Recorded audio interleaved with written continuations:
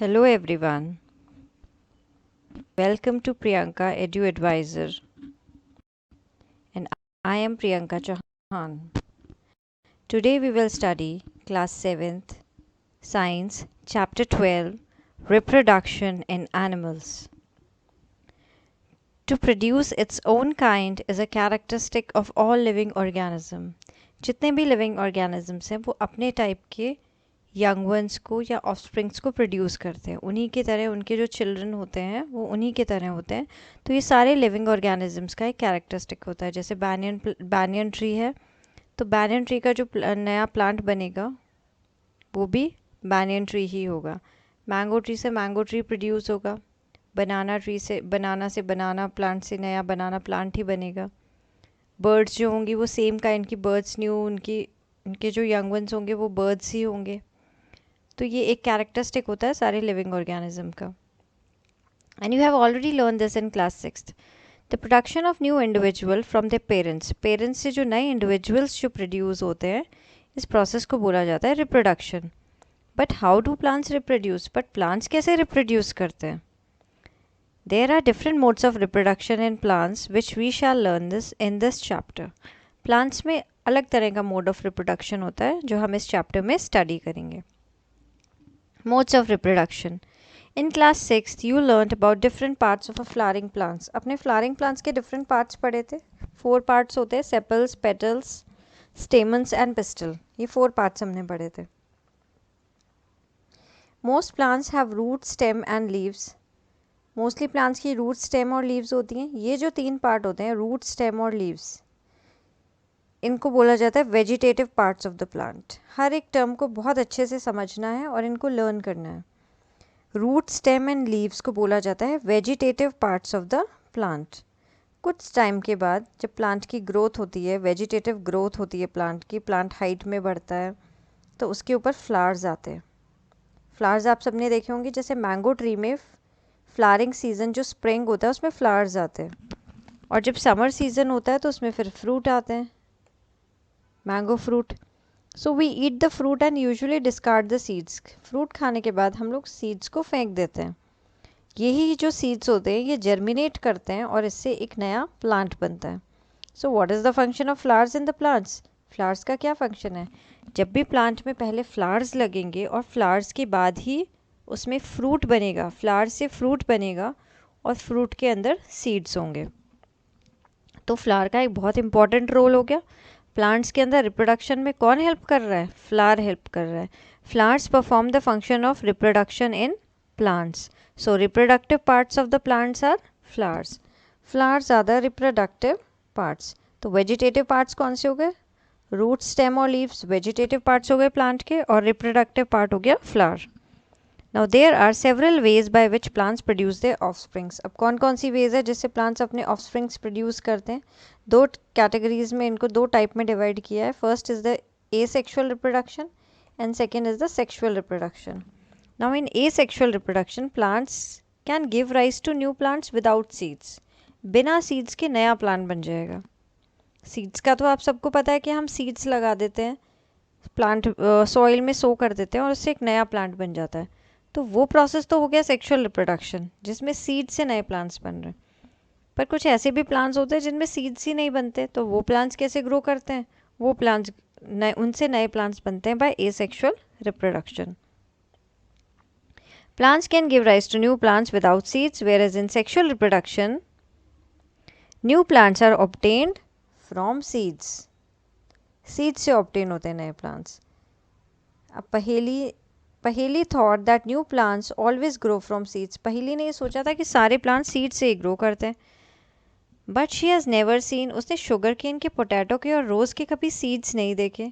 तो now she wants to know कि ये सब प्लांट्स कैसे रिप्रोड्यूस करते हैं. ये प्लांट्स रिप्रोड्यूस करते हैं by asexual reproduction.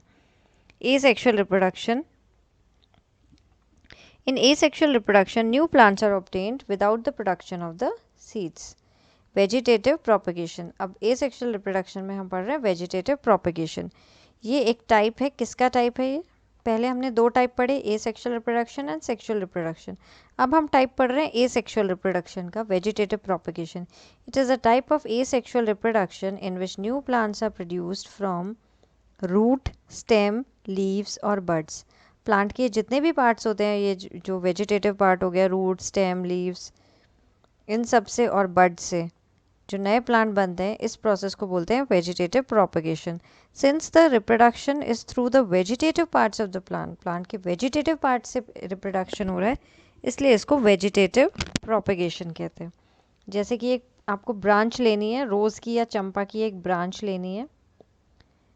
This piece of branch is termed as cutting, इसको कटिंग बोलते हैं। रोज़ कटिंग से ग्रो होता है ना, तो इस कटिंग को सॉइल के अंदर आपको लगा देना है। और उसका जो नोड का पार्ट होगा, स्टेम के अंदर नोड्स होती हैं, जैसे ये स्टेम है, जहाँ से लीफ ग्रो करती है ना, ये वाला पार्ट जो होता है स्टेम का, इसको कहते हैं नोड। अभी जो नेक्स्ट नोड है, यहाँ से एक और लीफ ग्रो करेगी। ये जो पार्ट हो गया जहाँ से लीफ ग्रो होती है, इसको नोड बोलते हैं। जो दो नोड्स के बीच का पार्ट होता है, उसको बोलते हैं इंटरनोड। तो a node is a part of the stem और a branch at which the leaf arises. Now water, अब आपको डेली इसको वाटर देना है और इसकी ग्रोथ को ऑब्जर्व करना है और देखना है कि कितने दिनों बाद इसमें रूट्स निकल के आती हैं। जैसे ये इसमें दिखाया हुआ ना, ये वाला जो पार्ट्स हैं, ये नोड्स हैं जहाँ से लीफ अराइज होंगी। ये नोड है, ये नोड है, ये बीच का इंटरनोड है। तो ये ऑब्जर्वेशन आपको रखनी है। ऐसे ही आप एक मनी प्लांट को जार में रखो वाटर डाल के, तो कुछ दिन बाद आप उसको ऑब्जर्व करना है कि कितने दिन में उसमें रूट्स आती है। मनी प्लांट में भी अपने आप स्टेम कटिंग से वो ग्रो हो जाता है। तो ये रोज़ की स्टेम कटिंग है। You must have seen the flower birds, यहाँ फ्लावर बर्ड्स देखी होंगी आपने, developing into the flowers. Flower birds जो होती हैं, उनसे फ्लावर्स बनते नए। पर फ्लावर बर्ड्स के अलावा एक और बर्ड्स होती हैं, these are buds in the axil of the leaves which develop into shoots. ये जो बर्ड है ना, ये वाली bud in the axil of the leaves, तो ये बाद में जाके नई ब्रांच बनती है इससे। These birds are called the vegetative birds. इनको vegetative birds बोलते हैं। A bird consists of a short stem around which immature overlapping leaves are present. एक छोटी सी स्टेम होती है, उसके चारों तरफ immature leaves present होती हैं। Vegetative birds can also give rise to new plants. ये जो vegetative birds होती हैं, इन birds से भी नए plants grow करते हैं। अब पोटैटो में एक स्ट्रक्चर होता है eyes. This is important. Potato, fresh potato लो, उसकी स्कार्स देखो, उसमें जगह जगह छोटे छोटे स्कार्स होते हैं। With the help of magnifying glass you can see these scars are called the eyes. Now cut the potato into small portion, छोटे छोटे पोर्शंस में पोटैटो को कट करना है और हर एक पोर्शन में एक आई होनी चाहिए, with an eye, and bury them in the soil. Soil में आप उन्हें लगा दीजिए। Water the pieces regularly for a few days. तो what you will observe after few days, ये जो पोटैटो का पार्ट है ना, यहाँ से स्प्राउट हो रहा है, ये पोटैटो की आई है। आप सबने देखा होगा, ये पोटैटो में छोटे छोटे गड्ढे से दिखाई देते हैं, ये आई है, आई ऑफ द पोटैटो। कई बार ये पोटैटो अपने आप पड़े पड़े भी स्प्राउट करने लग जाते हैं। जब ये रखे रहते हैं ना, तो इस तरह से इनमें स्प्राउट, एक नया प्लांट इनमें ग्रो करने लग जाता है। ये आई ऑफ द पोटैटो से ग्रो होता है, ये आई पार्ट से। तो इसकी छोटी छोटी आपको कटिंग्स लेनी है, जैसे इतना सा पार्ट कट करना है पोटैटो का, उसमें आई होनी चाहिए। ये छोटी छोटी कटिंग्स लेनी है और इनको सॉइल में बरी करना है। अपने आप इनमें रूट्स आ जाएंगे और इनसे नया प्लांट ग्रो हो जाएगा। ऐसी जो ब्रायोफाइलम लीफ होती है, ब्रायोफाइलम लीफ में भी ऐसे ही होता है। उसमें लीफ में बड्स बनती है, लीफ के मार्जिन्स में। Likewise you can also grow ginger और टर्मरिक। जिंजर और टर्मरिक को भी ऐसे ग्रो कर सकते हैं। ये जिंजर की यहाँ पे न्यू प्लांट स्प्राउटिंग हो रहे हैं। Now Bryophyllum sprout leaf plant has buds in the margins. Leaf की मार्जिन्स में बड्स होती हैं। अब ये बड्स नीचे गिर जाती हैं और सॉइल के कॉन्टैक्ट में आती है, तो उससे एक नया प्लांट बन जाता है। Now see the example. See the diagram. This is the diagram of leaf of bryophyllum. Bryophyllum with buds in the margins. ये margin में छोटे छोटे buds आ गई। ये buds नीचे ground पे गिरेंगी और जब soil के contact में आएंगी तो इससे new plants बन जाएगा। Roots of some plants can also give rise to new plants.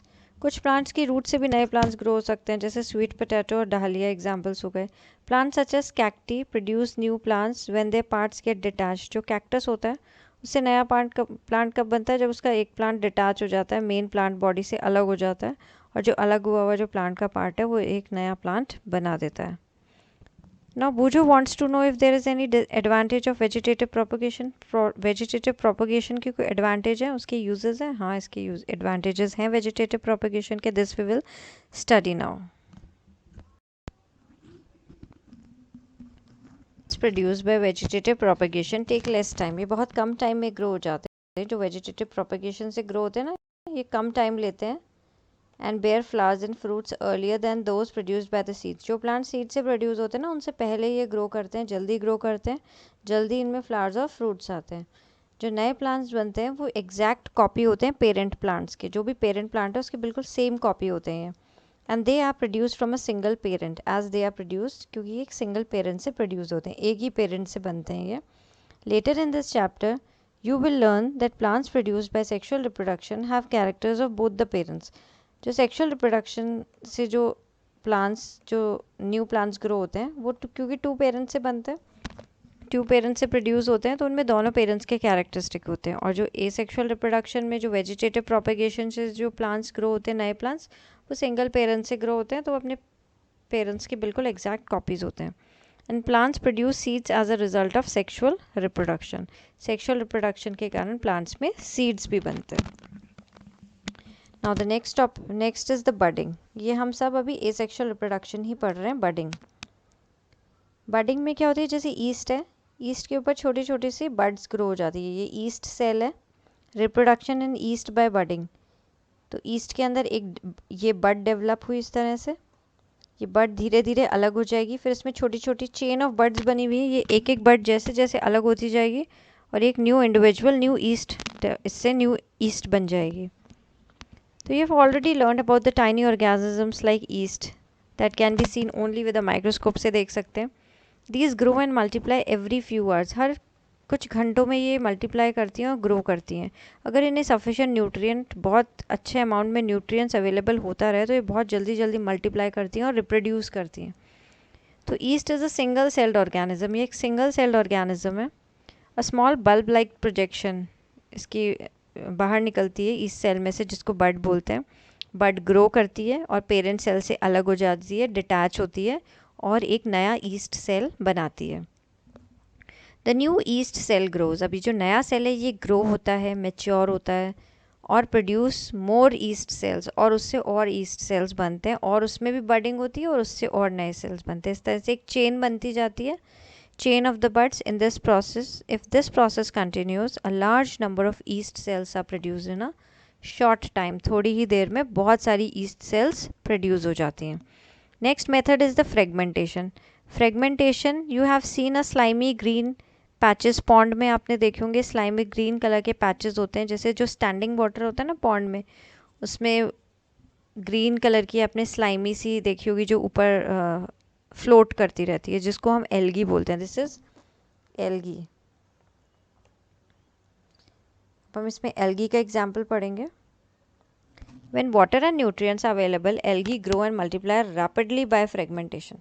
जब इसको वाटर और न्यूट्रिएंट्स बहुत अच्छे अमाउंट में मिलते हैं एल्गी को, तो ये बहुत जल्दी ग्रो करती है, रैपिडली ग्रो करती है, मल्टीप्लाई करती है. कौन से प्रोसेस से? By the process of fragmentation. Fragment का मतलब होता है पार्ट्स में टूटना.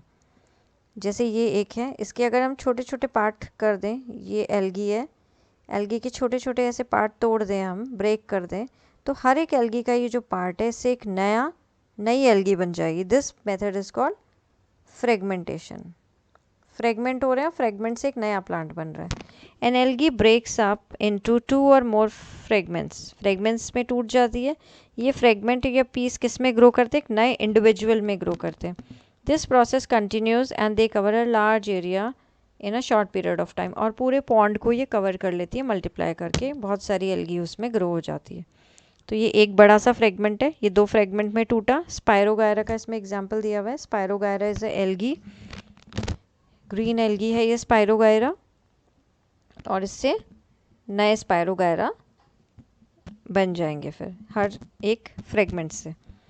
Now next is a spore formation. Chapter 1 में आपने फंगस के फंजाई पढ़ी थी. तो फंजाई में आपने क्या पढ़ा था कि जब हम एक ब्रेड का पीस रख देते हैं उसको मॉइस्ट करके, तो अपने आप उसमें फंगस, कुछ टाइम में उस पर फंगस आके ग्रो करती है. ये फंगस के स्पोर्स होते हैं जो आते हैं इस पर और फिर ग्रो करने लगते हैं. ये स्पोर्स एयर में प्रेजेंट होते हैं ये उस ब्रेड पे आते हैं और ग्रो करके एक नई फंगस बना देते हैं। तो observe the spores in the cotton like mesh on the bread. तो आप इसको ऑब्जर्व करेंगे, मैग्नीफाइंग ग्लास से आप इसको देख सकते हैं। When spores are released they keep floating in the air. इस तरह से ब्रेड पे इस तरह का स्ट्रक्चर बन जाता है। ये हमें कॉटनी सा एक स्ट्रक्चर दिखाई देता है। तो ये होता है, इसकी हाइफी होती है, इसको हाइफी बोलते हैं फंगस की। और हाइफी के ऊपर ये स्पोरांजियोफोर्स होते हैं। स्पोरांजियोफोर्स के ऊपर होता है स्पोरांजियम, और स्पोरांजियम के अंदर होते हैं छोटे छोटे स्पोर्स। तो जब ये स्पोरांजियम बर्स्ट करता है तो ये स्पोर्स रिलीज होते हैं एयर में। ये स्पोर्स रिलीज होने के ये एयर में सस्पेंड करते रहते हैं, और जहाँ पे भी इनको सूटेबल मीडियम मिलता है ग्रो करने के लिए, ये वहाँ पे जाके ग्रो कर जाते हैं। और भी कुछ प्लांट्स होती हैं, जैसे ये फर्न्स होते हैं। फर्न्स हैं ये प्लांट्स। तो फर्न्स में भी स्पोर फॉर्मेशन होता है। इन पे लीफ लाइक स्ट्रक्चर्स होते हैं, इनको फ्रॉन्ट्स बोलते हैं। इन फ्रॉन्ट्स के ऊपर इस तरह की छोटी छोटी ऐसे गोल गोल स्ट्रक्चर्स होते हैं, इनको बोलते हैं सोराई। छोटी छोटी इसमें सोरी प्रेजेंट होती है। सोरी जो होती है ये स्पोर फॉर्मिंग बॉडीज होती हैं, इनके अंदर छोटे छोटे स्पोर्स बनते हैं। लीफ लाइक स्ट्रक्चर्स, लीफ नहीं होती, लीफ लाइक स्ट्रक्चर्स होते हैं, इनको फ्रॉन्ट्स बोलते हैं। फ्रॉन्ट्स, फ्रॉन्ट्स पे सोरी प्रेजेंट होती है, और सोरी के अंदर होते हैं स्पोर्स। स्पोर फॉर्मिंग बॉडीज होती हैं sorry. And as they are very light, ये स्पोर्स बहुत हल्के होते हैं, ये बहुत लॉन्ग डिस्टेंस कवर कर सकते हैं, ट्रैवल कर सकते हैं। स्पोर्स जो होते हैं एसेक्सुअल रिप्रोडक्टिव बॉडीज़ होती हैं। जो हर एक स्पोर होता है वो बाहर से हार्ड होता है, उस पर एक प्रोटेक्टिव कवरिंग होती है। क्यों होती है वो प्रोटेक्टिव कवरिंग? जिससे कभी अनफेवरेबल कंडीशंस आ जाए तो वो उसमें स्पोर्स सर्वाइव कर सके, स्पोर्स ख़राब नहीं हो। अगर स्पोर्स सर्वाइव नहीं कर पाएंगे तो वो आगे नया प्लांट कैसे ग्रो कर पाएगा फर्न का? तो बाहर से एक हार्ड कवरिंग होती है, वो उसको प्रोटेक्ट करती है from high temperature and low humidity. उसको ड्राई नहीं होने देती। अगर कभी एयर में मॉइस्चर कम हो जाए तो उसको ड्राई नहीं होने देती, हाई टेम्परेचर पे वो ख़राब नहीं हो। So they can survive for a long time and under favourable conditions a spore germinate. Spore जब जर्मिनेट करेगा जब उसके पास फेवरेबल कंडीशन आएंगी। ऐसी कंडीशन जब उसको वाटर भी मिलेगा, उसको एक सूटेबल प्लेस भी मिलेगी, जैसे सॉइल के कॉन्टैक्ट में आ गए फर्न्स के स्पोर्स, तो वो आराम से वहाँ पे ग्रो कर सकते हैं। स्पोर जर्मिनेट करेगा और एक नए इंडिविजुअल में डेवलप हो जाएगा। Plant such as moss and ferns also reproduce by means of spores. तो मॉसेस में और फर्न्स में मॉसेस एंड फर्न्स ये भी स्पोर्स के थ्रू रिप्रोडक्शन करती हैं, और यहाँ फंजाई में भी स्पोर्स बनते हैं। Now the next topic is sexual reproduction. You have learned earlier the structure of a flower. Flower का स्ट्रक्चर पढ़ा है। फ्लावर के स्ट्रक्चर में रिप्रोडक्टिव पार्ट्स होते हैं प्लांट के, दो रिप्रोडक्टिव पार्ट्स होते हैं। स्टेमन्स, ये मेल रिप्रोडक्टिव पार्ट है फ्लावर का, और पिस्टल जो है ये फीमेल रिप्रोडक्टिव पार्ट है प्लांट का। अब एक आप चाइना रोज़ का प्लांट लीजिए और उसमें आप ऑब्जर्व करना different parts of the flower. Now study the various parts of the स्टेमन and pistol. ये स्टेमन है। स्टेमन के कौन कौन से पार्ट्स होते हैं? स्टेमन में ये जो पार्ट होता है स्टेमन का, इसको कहते हैं फिलामेंट, और ये जो ऊपर का पार्ट होता है इसको बोलते हैं एंथर। और एंथर के अंदर छोटे छोटे पोलन्स प्रेजेंट होते हैं, और पोलन के अंदर बनते हैं मेल गेमीट। मेल गेमीट ये हम आगे रिप्रोडक्शन में पढ़ेंगे। तो ये मेल रिप्रोडक्टिव पार्ट हो गया स्टेमन। स्टेमन के अंदर प्रेजेंट होते हैं, क्या बनते हैं? पोलन्स बनते हैं, और पोलन्स में होते हैं मेल गेमीट। ये फीमेल रिप्रोडक्टिव पार्ट है फ्लावर का, जिसको कहते हैं पिस्टल। पिस्टल का सबसे ऊपर का पार्ट होता है स्टिग्मा। ये जो लॉन्ग सा पार्ट दिख रहा है इसको बोल रहे हैं स्टाइल, और ये नीचे जो गोल गोल स्वोलन पार्ट है इसको बोल रहे हैं ओवरी। और ओवरी के अंदर इस तरह के छोटे छोटे ओव्यूल्स होते हैं, और उन ओव्यूल्स में बनते हैं एग्स। ये एग्स और मेल गेमीट्स हम अभी फर्दर आगे चैप्टर में पढ़ेंगे।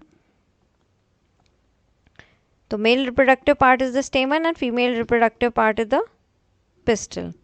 Now flowers which contain either only pistil or only stamens।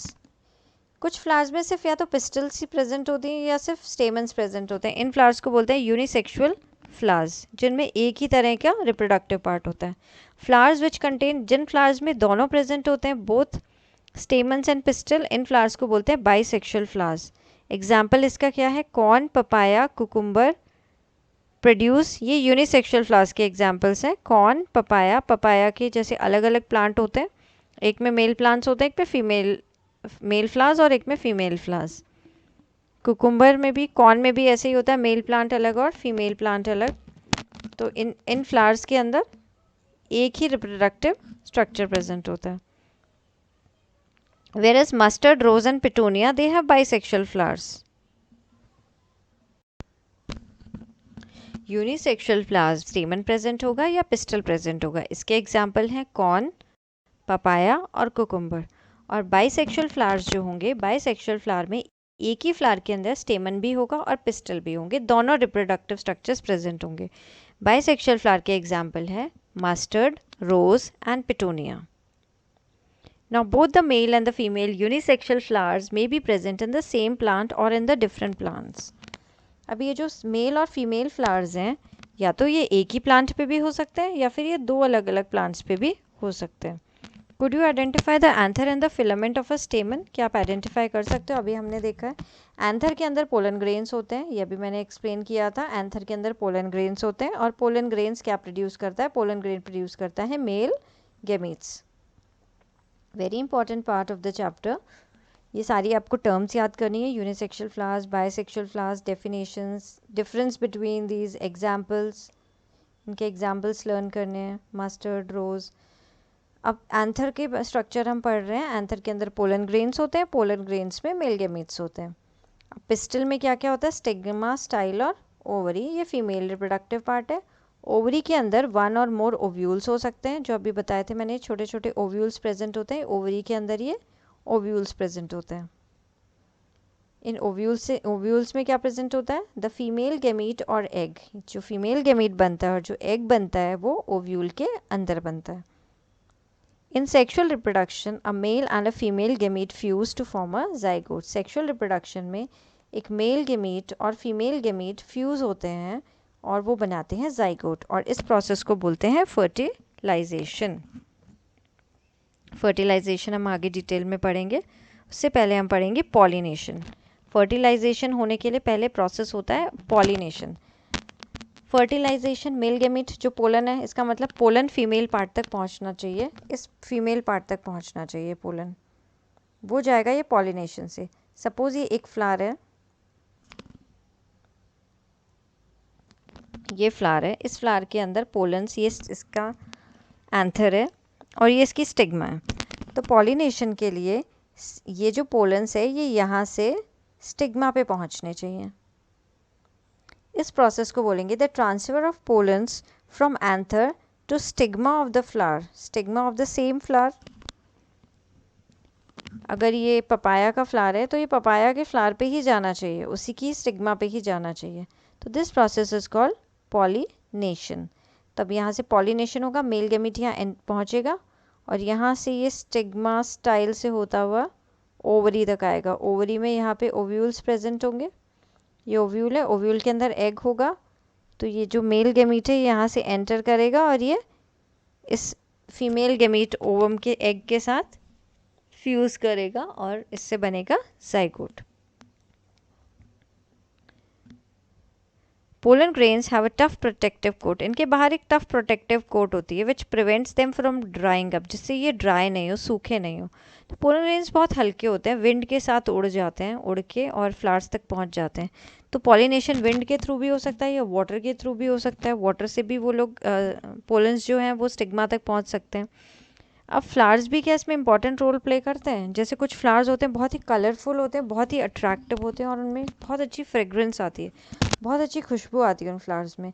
तो ये इसलिए होता है क्योंकि जैसे वो इंसेक्ट को अट्रैक्ट करें फ्लावर्स। फिर इंसेक्ट क्यों आते हैं फ्लावर्स पे? नेक्टर के लिए आते हैं, फ्लावर्स का जो जूस होता है उसको पीने के लिए आते हैं। जब भी कोई इंसेक्ट विजिट करेगा फ्लावर को, तो उस पर जब फ्लावर पे बैठेगा तो उसकी बॉडी पे वो पोलन चिपक जाएंगे, स्टिक हो जाएंगे। फिर वो किसी दूसरे फ्लावर पे जाएगा, उसकी स्टिग्मा के पास जाएगा, स्टिग्मा पे जाके बैठेगा, तो वो जो पोलन्स उसकी बॉडी पे लगे हुए हैं वो सब स्टिग्मा पे जाके गिर जाएंगे। तो ये जो ट्रांसफ़र हो रहा है, the transfer of pollen from the anther to the stigma of a flower is called pollination. If the pollen lands on the stigma of the same flower, अगर सेम फ्लावर की स्टिग्मा पे land कर रहा है और another flower of the same plant, इसको कहते हैं सेल्फ पॉलिनेशन।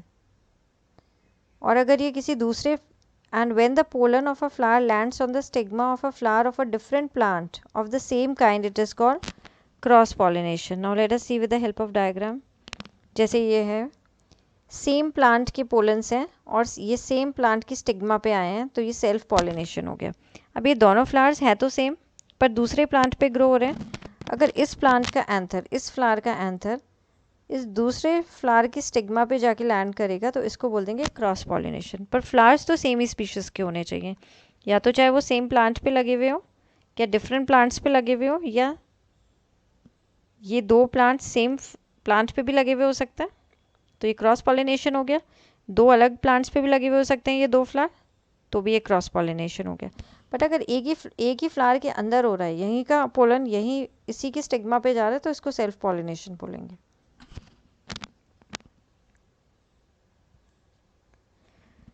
अब ये पोलन ग्रेन यहाँ पे आ गया.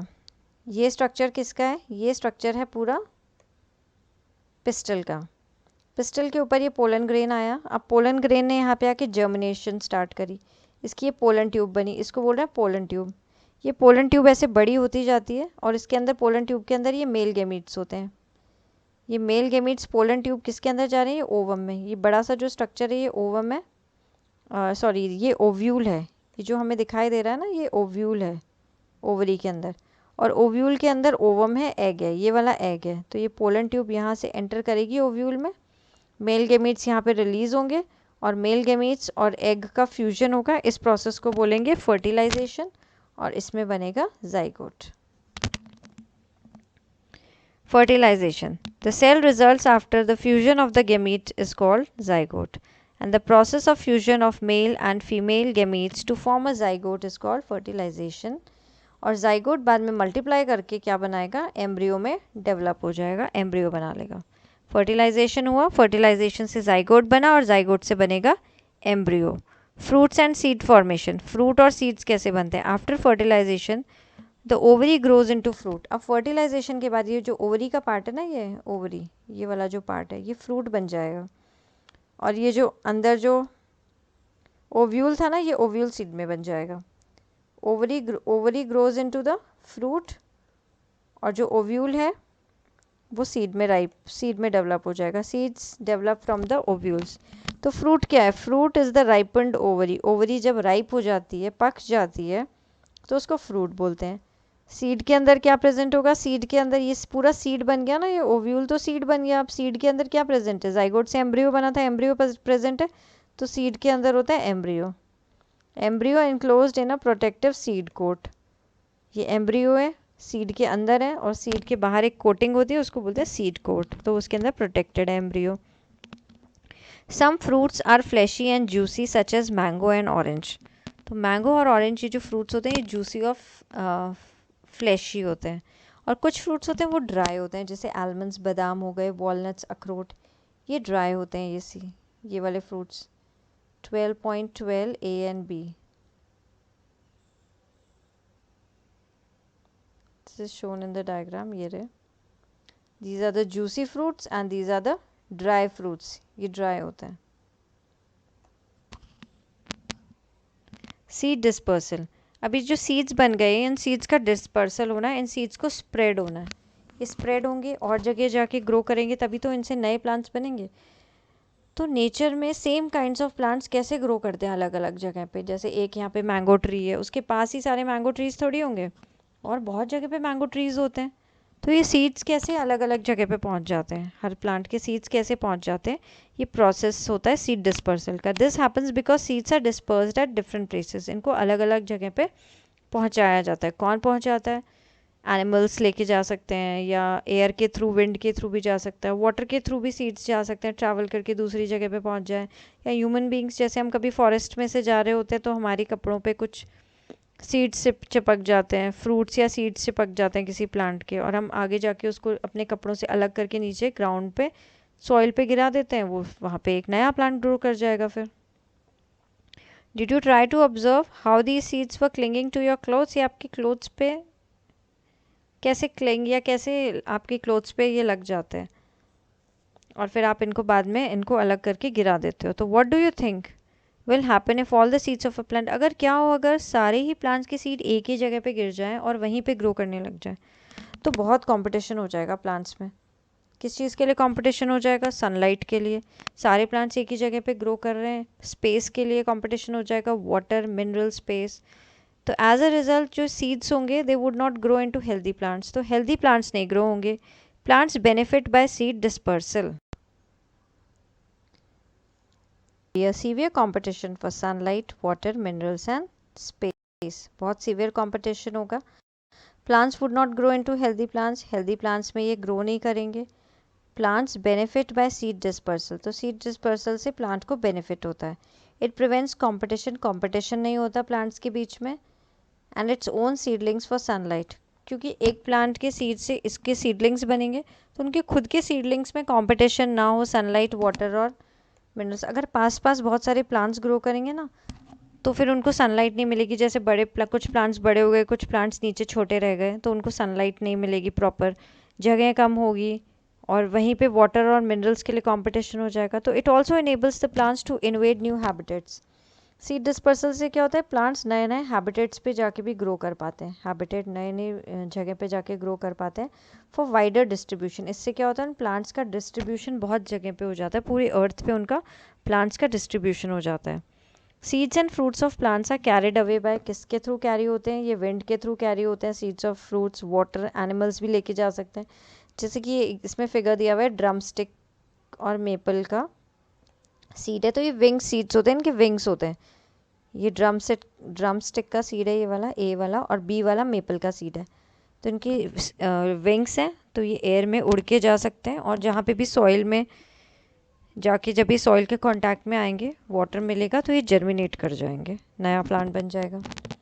ऐसे ही कुछ आपने देखे होंगे वाइट कलर के स्ट्रक्चर्स, उसमें हेयर्स होते हैं और बीच में सीड होता है और हेयर्स होता है, वो उड़ते रहते हैं हवा में। तो एक प्लांट होता है जिसको हिंदी में हम आँख बोलते हैं, उसको मदर या आँख प्लांट बोला जाता है। उसको लोकल लैंग्वेज में आँकड़ा भी कहते हैं, कैलोट्रोपिस होता है इसका साइंटिफिक नेम। तो ये आँकड़ा जो होता है, आँख, इसका जो सीड होता है उसके बाहर वाइट कलर के हेयर्स होते हैं। ये आपने हवा में इसको एयर में उड़ता हुआ देखा होगा, तो उसके सीड डिस्पर्सल के लिए होता है, जिससे उसका सीड इजीली डिस्पर्स हो सके दूर दूर तक। तो सीड्स ऑफ द ग्रासेस और hairy seeds of aak and hairy fruit of sunflower, sunflower का फ्रूट भी हेयरी होता है, get blown off with a wind to far off places तक ये पहुंच सके। Some seeds are dispersed by water, कुछ सीड्स वाटर के थ्रू भी डिस्पर्स होते हैं। जैसे कोकोनट हो गया, तो कोकोनट कहाँ पे ग्रो करता है? सी, जहाँ पे पास में सी के पास ग्रो करता है, बीचेस पे, तो वहाँ पे कोकोनट का जो फ्रूट होता है वो पूरा पानी में गिर जाता है, पानी के साथ वो ट्रांसपोर्ट होता हुआ बहुत दूर तक पहुँच जाता है, और आगे जहाँ पे भी लैंड होती है वहाँ जाके वो ग्रो कर जाता है। सो दीज फ्रूट्स और seeds usually develop floating ability in the form of spongy और fibrous outer coat as in coconut. Coconut में होता है ना बाहर स्पॉन्जी और फाइब्रस कोट होता है, और वो लाइट वेट फ्लोट करता हुआ जाता है कोकोनट, और फिर किसी दूसरे जहाँ पे लैंड होगा वहाँ जाके ये ग्रो कर जाएगा।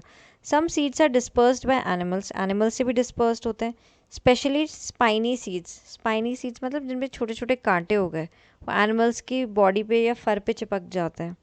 विद हुक्स, उनमें हुक्स होते हैं, which gets attach to the bodies of the animals, और ये एनिमल्स के साथ दूर तक दूसरी जगह पे जाके इनको ट्रांसफ़र हो जाएगा इनका।